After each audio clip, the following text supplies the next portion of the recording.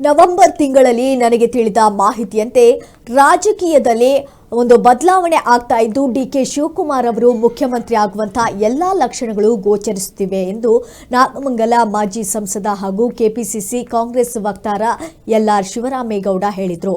ಪಕ್ಷದಲ್ಲಿ ವರಿಷ್ಠರ ನಿರ್ಧಾರಕ್ಕೆ ಬದ್ಧರಾಗಿದ್ದು ನವೆಂಬರ್ನಲ್ಲಿ ಅಧಿಕಾರ ಬದಲಾವಣೆ ಹಾಗೂ ಸಂಭವವಿದೆ ಎಂದು ಪತ್ರಿಕಾಗೋಷ್ಠಿಯಲ್ಲಿ ತಿಳಿಸಿದ್ದಾರೆ.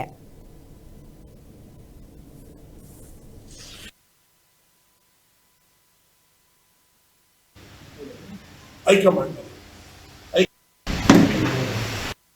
ಕ್ರಾಂತಿ ಆಯ್ತಾರೆ ಅಂತ ಹೇಳಿದರೆ ಅಡ್ರೆಸ್ ಇಲ್ದರೆ ಇದ್ದಾರೆ. ಕ್ರಾಂತಿ ಆಗುತ್ತೆ ಅಂತ ಹೇಳಿದರೆ ಏನಾಗಿ ಆ ಥರ ಹೇಳಿಕೆ ಕೊಡಬಾರ್ದು ಅನ್ನೋದೇ ಪಕ್ಷದ ಉದ್ದೇಶ.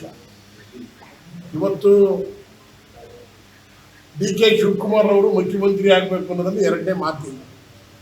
ಅದನ್ನು ತೀರ್ಮಾನ ಮಾಡೋರು ಯಾರು? ಹೈಕಮಾಂಡ್ ಅವರು ಯಾವಾಗ ಯಾವ ಹಂತದಲ್ಲಿ ಏನ್ ಮಾಡಬೇಕು ಅಂತ ಅವರು ಎಲ್ಲರಿಗೂ ಪಕ್ಷವನ್ನು ಹೆಂಗೆ ತೆಗೆದುಕೊಂಡು ಹೋಗ್ಬೇಕು, ಮುಖ್ಯಮಂತ್ರಿ ಉಪಮುಖ್ಯಮಂತ್ರಿಯವ್ರನ್ನ ಹೆಂಗೆ ತಗೊಂಡು ಹೋಗ್ಬೇಕು, ನಾವೇನ್ ಮಾಡ್ಬೇಕು ಅನ್ನೋದು ಕಾಂಗ್ರೆಸ್ ಪಕ್ಷಕ್ಕೆ 100ಕ್ಕೆ 100 ಭಾಗ ಅವರವರ ಏನೇನು ಕಷ್ಟಪಟ್ಟು ಏನೇನು ಮಾಡಿದಾರೋ ಅವರ ಹೋರಾಟ, ಆ ಹೋರಾಟಕ್ಕೆ ಫಲ ಇದ್ದೇ ಇರುತ್ತೆ ಅನ್ನೋದನ್ನ ಅರ್ಥ.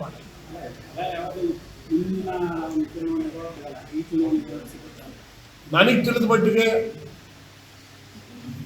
ಈ ನವೆಂಬರ್ನಲ್ಲಿ ಇದಕ್ಕೆ ಒಂದು ಅಂತಿಮ ಆಡ್ಬೋದು ಅಂತ ಕಾಂಗ್ರೆಸ್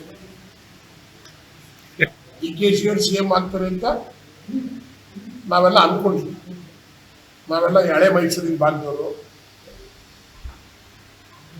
ಡಿಕೆ ನಮಗೆ ತಿಳಿದ ಮಟ್ಟಿಗೆ ಹೈಕಮಾಂಡ್ ಅಲ್ಲಿ 2.5 ವರ್ಷ ಅವರು 2.5 ವರ್ಷ ಇವರು ಅಂತ ಹೇಳಿದ್ರು.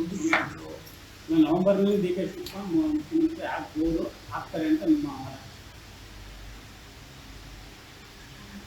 ಹಾಗೆ ಆಗ್ತಾರೆ ಅನ್ನೋದು ನಮಗೆ ಒಂದು ಸಿಕ್ಕಿರ್ತಕ್ಕಂಥ ಮಾಹಿತಿ.